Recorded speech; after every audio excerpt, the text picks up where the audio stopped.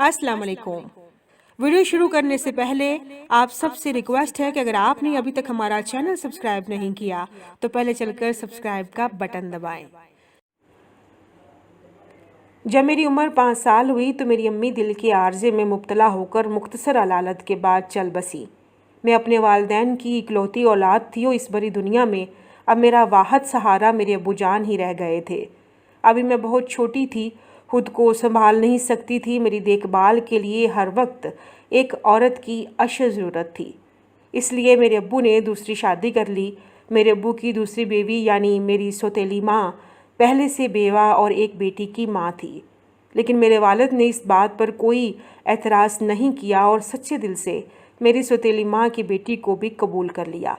मेरी सौतेली माँ की बेटी का नाम साइमा था। वो मुझसे ज़्यादा खूबसूरत, समझदार और खुश अखलाक थी। इसके अलावा साइमा के मामू का एक बेटा अकबर भी था, जिसका हमारे घर आना जाना बहुत ज़्यादा था। हम तीनों बचपन से साथ पले बड़े और खेल कूद कर जवान हो गए, इसलिए हमारे दरमियान अजनबियत से ज़्यादा बेतकल्फ़ी का रिश्ता कायम हो गया। जैसा कि मैंने बताया कि साइमा खूबसूरत थी, इसलिए अकबर का झुकाव उसकी तरफ ज़्यादा था, और मैं जो कबूल सूरत सी लड़की थी, अकबर को दिल ही दिल में चाहने लगी थी, मगर ज़ुबान से इसका इकरार करने में हिचकिचाती थी। साइमा मुझसे अपने दिल की हर बात कहती थी। एक दिन उसने मुझे बताया कि अकबर ने उससे मोहब्बत का इजहार करते हुए फूलों के गजरे तोहफे में भेजे हैं, और साथ ही साथ उसने वो गजरे अपनी खूबसूरत कलाइयों में सजा लिए। मैं साइमा की बात सुनकर अंदर तक गमज़दा तो हो गई, लेकिन ज़ुबान से कुछ ना कह सकी और अपनी बहन की खुशी में शरीक हो गई। वैसे भी साइमा अकबर की सगी फुफीज़ात थी और मेरा उससे कोई जोड़ नहीं बनता था। कुछ दिन बाद साइमा के मामू बाकायदा तौर पर रिश्ता लेकर आ गए, जिस पर मेरे वालिदैन को कोई एतराज़ नहीं था। क्योंकि लड़का अपना ही खून था, इसलिए फ़ौरन से पेशतर मुस्बत जवाब दे दिया गया। मैं अपनी मोहब्बत को किसी और का होता देखकर अंदर ही अंदर घुटती रही, लेकिन खामोश आंसू बहाने के सिवा कुछ न कर सकी। मंगनी की रस्म के साथ ही शादी की तारीख तय कर ली गई। साइमा अपनी मोहब्बत को पाकर खुशी से फूले ना समाती थी। इसने शादी की ढेरों ढेर शॉपिंग की। मैंने भी अपना दिल संभाल कर इसका हर काम में बढ़ चढ़ कर साथ दिया, और जल्द ही वो रुखसत होकर अपने अकबर के साथ सिर्फ हमारे घर से ही नहीं बल्कि मुल्क से भी चली गई।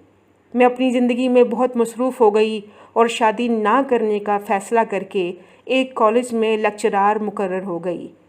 कुछ महीने बाद साइमा की तरफ से खुशखबरी मिली कि वो माँ बनने वाली है।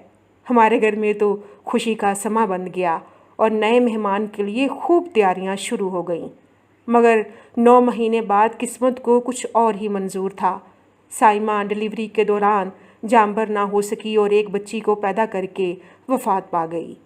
दियारे गैर में एक कमसिन बच्ची के साथ बीवी की मौत का सदमा अकबर के लिए पहाड़ जैसा दुख बन गया था। साइमा को वहीं दफन करके अकबर बच्ची के साथ अपने मुल्क वापस लौट आया, और उसने अपनी बेटी लाकर मेरी झोली में डाल दी कि आज से मैं इसकी माँ हूँ और मैं ही इसकी परवरिश करूँगी।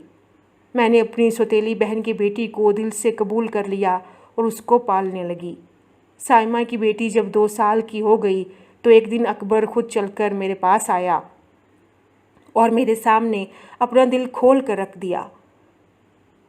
उसे, उसके घर को और उसकी बेटी को मेरी ज़रूरत थी। मेरी मोहब्बत का इम्तिहान ख़त्म हो चुका था और मुझे बेहतरीन सिला अता किया गया। मैंने अकबर का हाथ थाम लिया और आज उसके साथ बहुत अच्छी कामयाब ज़िंदगी गुजार रही हूँ।